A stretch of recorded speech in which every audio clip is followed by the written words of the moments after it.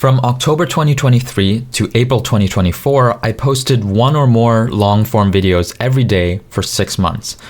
You might have seen arguments for posting every day. I tried doing the thing that every social media expert tells you to do. I posted every day, not just for a week or a month, but 3 months. And this is what happened.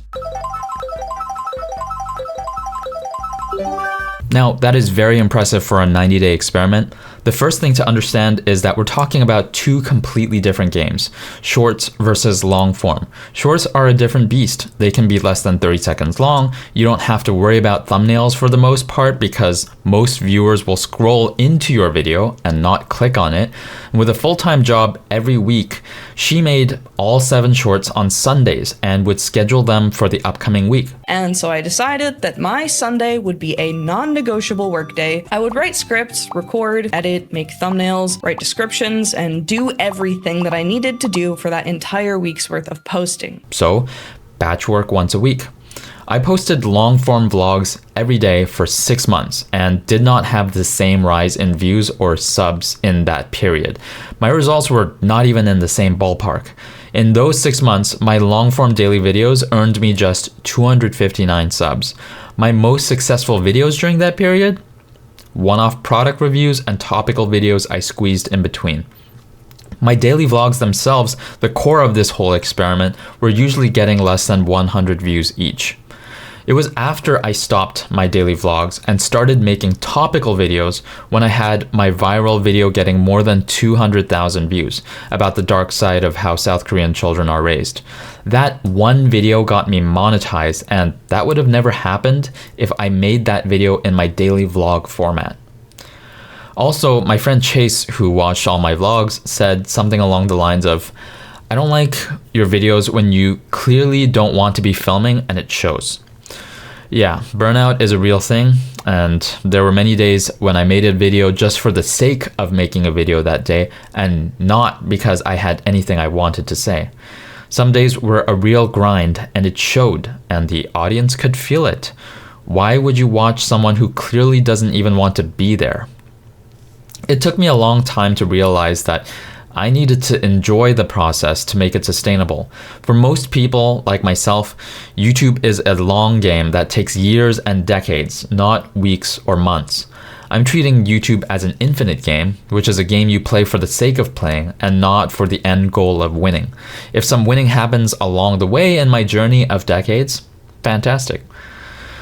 There are often 2 YouTube tips for beginners that pop up in a lot of advice videos. Number 1, you don't post enough, so post more. And number 2, you need to pick a niche. Let's deal with number 2 first, your niche.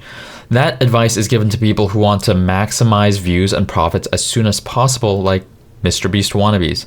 To that, I say, fuck picking a niche. As I said, YouTube is a long game. Even Mr. Beast himself, the biggest YouTuber, took 5 years of posting and experimenting before he became big. If you make random videos that you want to make, not only will you see what works and what doesn't, but most importantly, you will find out what you truly like making. That was true for me. After my streak of daily vlogs ended, I tried making high-effort videos where I filmed a lot of footage over the course of a week and edited it fancier than I normally would.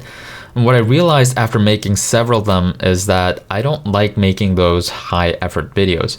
Instead, I discovered that I enjoy writing about topics that compel me, and I also enjoy my impromptu videos where I spew my thoughts into the camera with hardly any editing at all. So that's what I settled on, video essays and impromptu videos in between. This discovery came from trial and error over hundreds of videos. Don't pick a niche before you even start posting videos for the first time. Post whatever random shit you want, and then find your niche later when you look back at them. That brings me to advice number 1, post more. Posting more when you're starting off is good advice, but it is not a good enough advice in and of itself. Once you get used to posting frequently and regularly, you need another key step, experimentation. If I did not experiment away from my daily vlogs, there is a good chance I would still not be monetized today over 2 years later. In fact, I did not experiment enough throughout those 6 months of daily posting. I should have realized that it was time to switch gears and move away from my daily vlogs sooner. Posting more is not enough. I'm experimenting to this day. Writing scripted videos, like this one, has become a relatively new endeavor for me. After many months of no scripted videos, I felt a strong pull towards writing because I was enjoying watching video essays from other creators, so I started writing video essays. It is an ongoing experiment, and I have a good feeling about it. These definitely have a lot more potential than my impromptu, unedited videos, so I am not stopping them anytime soon. You need to find an intersection of videos that you enjoy making and videos that enough people like watching to have sustained growth. What enough means for you depends on your goal as a YouTuber. It's been almost 2 years since I stopped daily uploading. Now, I've arrived at a frequency that feels sustainable. I aim for 2 to 7 impromptu videos per week, along with posting a video essay whenever I get one done. I enjoy making both, and my impromptu videos are super easy to post because they are mostly unedited, and I use the auto-generated YouTube thumbnail. It looks different and is distinguished from my video essays, which have more effort put into the thumbnails. This video essay topic was initially an impromptu video that I posted, and then after I made that, I got the drive to turn it into a more polished version, which is what this is. Some people are posting daily shorts, and with great success, on Instagram and TikTok, a bit less so on YouTube. Take a look at this guy, Yue Peng, an unemployed single 28-year-old living by himself in Vancouver. He set out to post 365 shorts over the course of 365 days, documenting his daily life. Currently, he's surpassed well over 200 videos, and throughout the day, he takes snippets of footage of his day on his phone, and he takes a couple hours in the morning or afternoon to edit yesterday's footage.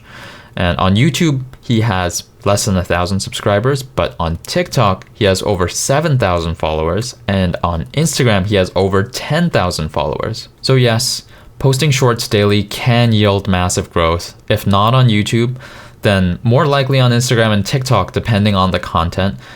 I noticed the same discrepancy in views and followers when I used to post shorts on all 3 platforms. Daily posting works best for shorts, which is a fundamentally different strategy from long-form essays.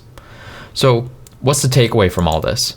Posting daily works for some people, especially if you're posting shorts that are well-paced. But even if you're going to post long-form videos daily for a set duration in order to build inertia, that can work in your favor too.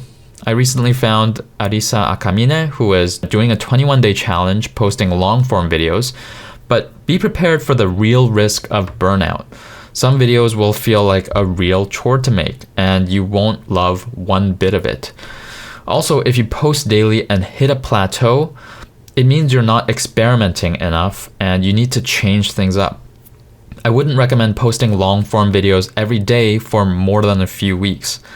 Burnout leads to hating the process, and the only way to sustainably create for years and decades is to enjoy the process. So don't worry about your niche for now.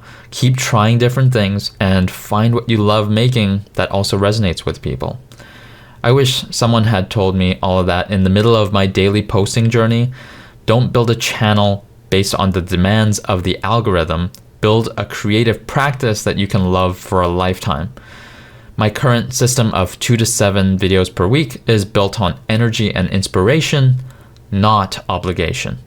And because of that, I know I'll still be here making videos years from now. 1% better every day, baby.